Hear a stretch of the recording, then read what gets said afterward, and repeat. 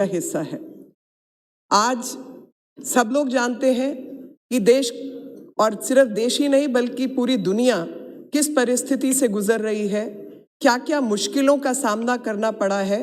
और ऐसे समय पर अगर मेरे विपक्ष के मित्र थोड़ा सा समय आंकड़े पढ़ने पर और बजट की कॉपी को ढंग से देखने पर लगा देते तो शायद ये भाषण नहीं करते। और इसलिए मैं अपने देश की वित्त मंत्री श्रीमती निर्मला सीतारमण को बहुत बहुत धन्यवाद देना चाहती हूँ कि ऐसी विपत्तियों के बावजूद, ऐसी मुश्किलात के बावजूद, जब पूरी दुनिया ने भारत को गिव अप कर दिया था और कह दिया था कि ये तो निकल ही नहीं पाएंगे, यहाँ तो 2 लाख से 5 लाख मौतें रोज होंगी और यहाँ की अर्थव्यवस्था खराब हो जाएगी, ऐसे समय पर भी उन्होंने इस बजट को प्रस्तुत किया है जो कि आने वाले भविष्य में 2 डिजिट इकोनॉमी की बात कर रहा है।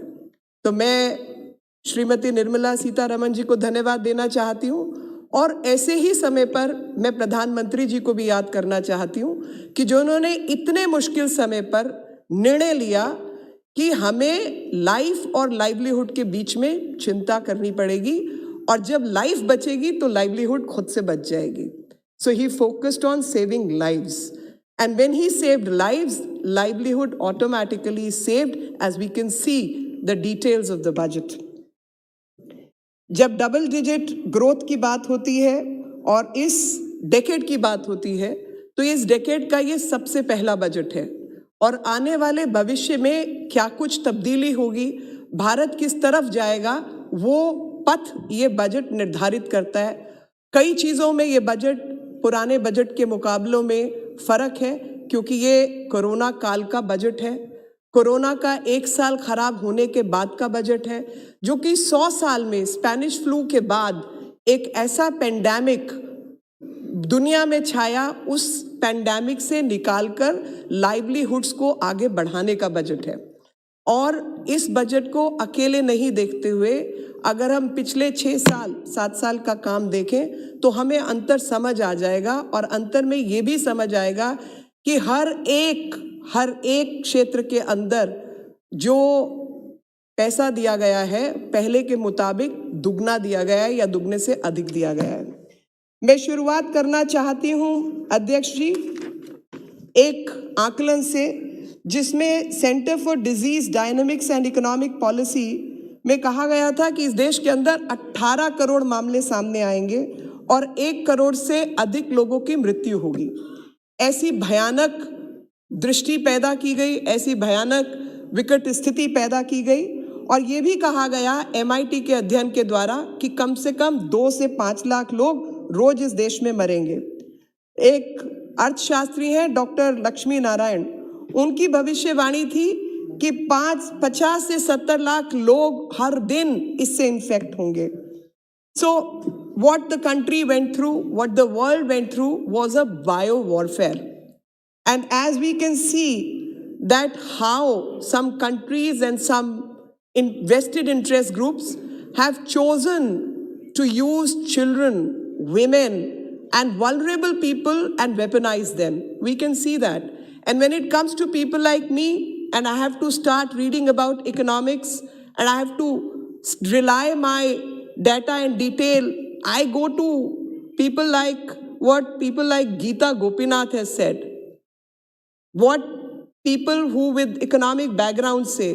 But I think my friend from the opposition go to people like Mia Khalifa and Rihanna, who probably people my age would not even know as musicians because our age was with Boney M and ABBA and other such people. Rihanna I probably didn't even know till the name was announced. And Mia Khalifa I'd never heard of even. I'm sure some of my friends from the opposition can throw some light on. And a child of the age of 18, they are going to rely on her to discuss farm laws and weaponize a child who, by her own admission, has got issues, Asperger to OCD to a couple of other things. And that's the biggest child right abuse one can say. But I think thanks to Mrs. Nirmala Sitharaman ji, कि इन्होंने बच्चों का, बुजुर्गों का, महिलाओं का, सबका ख्याल रखा है और इस बजट में बहुत अच्छे प्रावधान किए हैं जहां पे बुजुर्गों को टैक्स तक पे करने की जरूरत नहीं है. Thank you very much ma'am for standing with our senior citizens. You know, I was just thinking, people who are born after 2000, this is the class of people who do not know that there was a world before globalization because they have not seen it, they don't know it. And these are the youngsters between the age of 16 and 21. They do not know that world existed. And what Corona has done is cause disruption to that very globalization. And what disruption has happened is basically logistic chains through which man, power, data, everything moved, that got disrupted. And that very disruption is the background of this very budget. And under these circumstances, my friend from the opposition talked about cricket, and he was expecting something better in the budget. So let me remind him that India played the way India plays. When we are underdogs, typically true to our style, it was typically signature move of Indians that when we are called as underdogs, we win the match. And that is what this budget is all about. When the world was showcasing a picture that India is going to be in dire state, we've come through in flying colors. A lot of work still needs to be done, and I'm sure my government would take care of everyone and continue to work in all earnest. I was just thinking कि जब इतने सब अच्छे काम हो रहे हैं तो कुछ जयचंदों को तकलीफ क्यों हो रही है? कुछ तो दिक्कत है, मास्क पहनने से दिक्कत है, लॉकडाउन से दिक्कत है, वैक्सीन बनाने से दिक्कत है, देश की जीडीपी बढ़े उससे दिक्कत है, जीएसटी 1,19 करोड़ इकट्ठा हो तो दिक्कत है, महिलाओं बच्चों के कल्याण के लिए काम हो तो दिक्कत है, टेक्सटाइल पार्क्स बने तो दिक्कत है. और आज प्रधानमंत्री जी ने राष्ट्रपति जी के अभिभाषण पर जो धन्यवाद प्रस्ताव में कहा और उसमें उन्होंने याद दिलाया एपीजे अब्दुल कलाम जी की बात कि किस प्रकार से गुजरात में जब वो मुख्यमंत्री थे तो उन्होंने एक विजिट की थी और किसानों आदि के साथ रहे थे.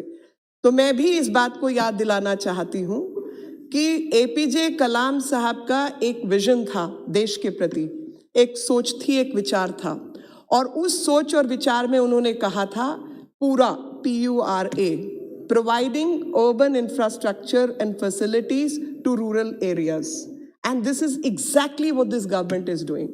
हमारे इस देश के एक ऐसे राष्ट्रपति जिनको सब लोग हृदय से प्रणाम करते हैं, एक ऐसे देशभक्त जिन्होंने देश के लिए जिए और देश के लिए जब तक रहे काम किया, और ऐसे विचारों से सबको ओतप्रोत किया, उत्साहित किया कि उनकी जो विजन थी पूरा की, आज उसको पूरा करने का काम हमारी सरकार कर रही है. और इसलिए मैंने अपने शीर्ष नेतृत्व प्रधानमंत्री मोदी जी का और निर्मला सीतारमण जी का हृदय से आभार प्रकट करती हूँ कि जो आज दुनिया में नहीं है, उनकी दूरदृष्टि और उनका सोच और विचार पर कार्य कर कर आप इस देश को लगातार प्रगति के पथ पर लेकर जा रहे हैं. चाहे वो जल जीवन हो, चाहे वो रूरल एरियाज के अंदर इंफ्रास्ट्रक्चर की बात हो, चाहे वो मंडियों का बेहतरीकरण हो, चाहे वहाँ पर किसानों को पैसा मुआवजा देने की बात हो, चाहे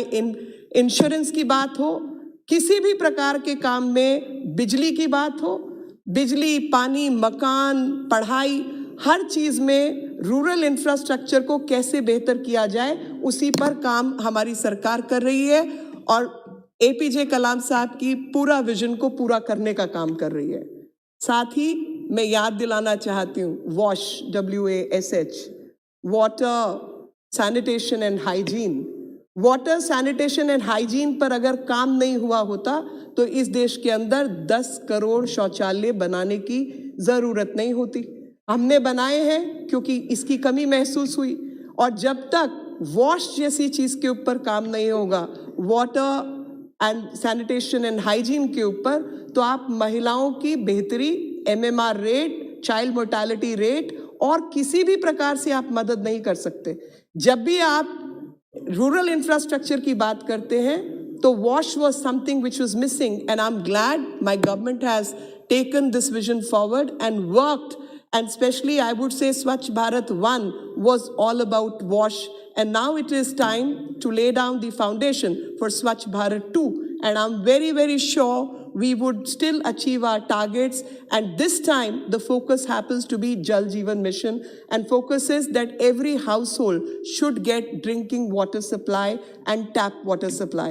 Now, can you imagine 70 plus years of Azadi and households don't have water? These households did not have gas connection, clean fuel. These households, now if government is working on providing gas to all the women in rural infrastructure and helping them with clean energy, तब भी दिक्कत है, तब भी परेशानी है. Having better urban infrastructure and providing gas through piped gas connections, then also you have a problem. And this is what this government is all about. And some of my friends from the opposition raised the question, आम आदमी के लिए क्या किया? ये सब तो अमीर आदमी की जरूरतें हैं शायद. अमीर आदमी को चाहिए होता है टॉयलेट, अमीर गरीब को तो टॉयलेट चाहिए नहीं. पीने के पानी की जरूरत सिर्फ अमीर आदमी की या गरीब आदमी की तो है नहीं. यही कारण था कि इनके समय के अंदर गरीब के पास बैंक का खाता भी नहीं था. 70 साल की आजादी के बाद इस देश के अंदर मात्र 12.5 करोड़ खाते थे, और उन 12.5 करोड़ खातों में कुछ हमारे जैसे लोगों के भी होंगे कि एक एक परिवार के अंदर 4-4, 5-5 खाते होंगे. और अगर आप इस कैलकुलेशन को करें तो जब 2014 में सरकार आई तो आपको 40 करोड़ खाते खोलने की जरूरत ही नहीं पड़ती. अगर और 40 करोड़ खाते खोलने का आप मतलब समझिए, to be able to connect with formal economy, to get the benefits of banking sector, and to get the benefit of banking sector, suit boot के लोगों के लिए काम कौन कर रहा था बताइए जनाब, डेटा और डिटेल के साथ बताइए. क्योंकि 12 करोड़ खाते आपके जमाने में थे तो जो धोती कुर्ता पजामा पहन के घूमते थे उनके लिए तो खाते ही नहीं थे, और खाते छोड़िए बैंक के अंदर आना ही वर्जित था उनके लिए. वो बैंक के अंदर घुसकर पैसा नहीं ले सकते थे. आज की सरकार वेंडर से लेकर किसान तक और महिलाओं के खाते में पैसा डालने का काम कर रही है और डिजिटल इकोनॉमी की तरफ देश को बढ़ा के लेके जा रही है. ये अमीरों के चोचले नहीं है, ये गरीबों के लिए काम हो रहा है. और सही मायने में ये सरकार गरीब, किसान, मजदूर और मजबूर को समर्पित है, जो कि इनके बजट ने दिखाया है. अध्यक्ष जी, अगर पूरे बजट का हम एनालिसिस भी करें, और कुछ लोग अभी भाषण में नहीं, बजट के भाषण में नहीं, लेकिन अक्सर राष्ट्रपति जी के भाषण में माइनॉरिटी की बात करते रहते हैं. और कल ही की बात मैं सुन रही थी परसों अपने मित्र को, तो उन्होंने कहा कि जुमलेबाज हैं, जुमलेबाजों की सरकार है. तो मैं इनसे पूछना चाहती हूँ कि जुमलेबाज कौन हैं? वो लोग जिन्होंने माइनॉरिटी को केवल अपीजमेंट के लिए इस्तेमाल किया, एक वोट बैंक के लिए इस्तेमाल किया. उनके समय के अंदर चाहे तो, और एक महिला मित्र थी जिन्होंने शाहीन बाग का जिक्र किया कि प्रधानमंत्री जी और सरकार को शाहीन बाग की महिलाओं की चिंता नहीं है. जनाब, आपको चिंता थी, आप तो वेस्ट बंगाल चलाते थे, वहाँ पर बड़ी भारी मुस्लिम मेजॉरिटी है. आपने शरिया कानून क्यों नहीं हटाया? आपको समझ नहीं आया कि ट्रिपल तलाक हटना चाहिए? और जब ट्रिपल तलाक नहीं हटाया तो आप बात करते हैं मुस्लिम महिलाओं के अधिकारों की, आप बात करते हैं माइनॉरिटी के लोगों को बराबर लाने के अधिकार की. सोशल डेवलपमेंट, विकास क्या होता है? वो विकास तुष्टीकरण की राजनीति से कभी नहीं हो सकता. How progress of a country or development in a country needs to take place, it cannot take place by appeasing certain sections. Decisions have to be made, and sometimes tough decisions also have to be made. And we can see that in 2014 and before, the Minority Affairs Ministry only had a budget of 3,500 crore. And today, this budget has gone up to 4,810 crore. And this is how minorities need to be taken care of. And this is what this government has shown. पूरे के पूरे कुनबे को, और मैं कुनबा मतलब एक family के अधिकार क्षेत्र की बात कर रही हूं, देश के विकास से ही दिक्कत है। They have a problem with development. अगर ऐसा नहीं होता तो सारे के सारे किसानों की जमीन हरियाणा में खत्म नहीं हो गई होती। और हरियाणा में किसानों की जमीन का क्या हुआ वो हरियाणा का किसान बहुत अच्छे से समझाएगा। वहां पे भाई भतीजा जीजा सब जमीन हड़प कर गए और उसका नतीजा भी हम सब ने देखा है, किस तरीके से सिर्फ कुछ कैपिटलिस्ट लोगों को फायदा होता था। क्योंकि क्रोनी कैपिटलिज्म का जो नारा देते हैं उन्होंने ठीक यही हरकतें अपने समय में की हैं। क्रोनी कैपिटलिज्म में सिर्फ जान पहचान के जो कैपिटलिस्ट थे उनको ही फायदा पहुंचाना है। अगर कैपिटलिज्म एक अच्छी चीज है, जब इतने सारे लोगों को नौकरी देना है, तो वो आप देख चुके हैं कम्युनिस्ट सरकार, चाइना की भी कम्युनिस्ट सरकार की बात करें तो उसको भी कैपिटलिस्ट को सामने लाना पड़ा है, तब तरक्की की है। अगर आप उनकी भी अर्थव्यवस्था को समझे तो आपको पता चलेगा कि उनको भी अलीबाबा जैसे कैपिटलिस्ट को पैदा करना पड़ा अपनी अर्थव्यवस्था चलाने के लिए, भले ही झूठा मगर करना पड़ा। जैक मा को गायब कर दिया वो अलग विषय है, लेकिन अर्थव्यवस्था बनाने के लिए उनको कैपिटलिस्ट की जरूरत थी। और ऐसे में जब भारतीय कैपिटलिस्ट अपनी कैपिटल का इस्तेमाल भारत के अंदर भारत की बेहतरी के लिए खड़ा होता है, तो आप किसके साथ खड़े हुए दिखते हैं? मैं यहाँ किसी कैपिटलिस्ट को डिफेंड करने के लिए नहीं खड़ी हूँ। कानून के अधिकार क्षेत्र से जो भारत के साथ खड़ा है वो मेरा प्रिय है, और जो भारत के खिलाफ खड़ा है उसके मैं खिलाफ हूं। आप समझिए, जब हुवावी की बात होती है, जब 5G की बात होती है, एक व्यक्ति या एक कैपिटलिस्ट खड़ा होता है चैलेंज करने के लिए इस वर्चस्व को, ये कहने के लिए कि 5G हम लेके आएंगे, हम पैसा लगाएंगे, हम इस देश के अंदर 5G लगाएंगे। नतीजा, चाइना एक टैप वाटर बॉटल जो मैन्युफैक्चरर है, 2 दिन के अंदर उसको एशिया का सबसे अमीर आदमी घोषित कर देता है। अगर कोई क्वालकॉम के साथ तय करता है कि वेफर चिप हम बनाएंगे, क्योंकि भारत को वेफर चिप माइक्रोचिप की जरूरत है आत्मनिर्भर भारत बनाने के लिए, किसी ने रोका है? यहाँ तो ये जो पार्लियामेंट है इसका कॉन्ट्रैक्ट टाटा को गया है, यहाँ इन्फोसिस को भी फायदा हुआ है, यहाँ विप्रो को भी फायदा हुआ है। यहाँ पर हमारे जो उद्योगपति हैं वो स्मार्ट बॉम्ब भी बनाते हैं, ड्रोन्स भी बनाते हैं, जहाज भी बना रहे हैं। ये तो खुशी की बात है भारतीयों के लिए। इसमें दिक्कत किस बात की है? क्योंकि जीजा मौसी चाचा को काम नहीं मिल रहा, ये दिक्कत है क्या? आप समझिए इस बजट ने क्या किया है। इस बजट ने उन सभी लोगों को मौका दिया है जो भारत की परिस्थिति को बदलना चाहते हैं, भारत की अर्थव्यवस्था को बदलना चाहते हैं। According to UNCTAD, India was the only outlier which saw positive inflows of investment. Now you don't believe me, you don't believe Economic Survey, you don't believe anyone, but how much investment India has got, that you got to believe. What kind of GDP we have managed, or what kind of inflation rate we have managed to keep under check, that you got to believe. उस पे तो विश्वास कीजिए। आपको विदेशी आंकड़े पसंद है तो मैं आपके सामने अंकटाड का आंकड़ा रखती हूँ, देश का भी नहीं रखती। तो अंकटाड के आंकड़े के मुताबिक जो पॉजिटिव इनफ्लो हुआ है वो इस देश की बेहतरी के काम आया है। और पॉजिटिव इनफ्लो का मतलब है कि जब पैरामीटर्स अच्छे होंगे, जब लोगों को अपनी इन्वेस्टमेंट पर फायदा मिलेगा, तभी पैसा लगाएगा कोई।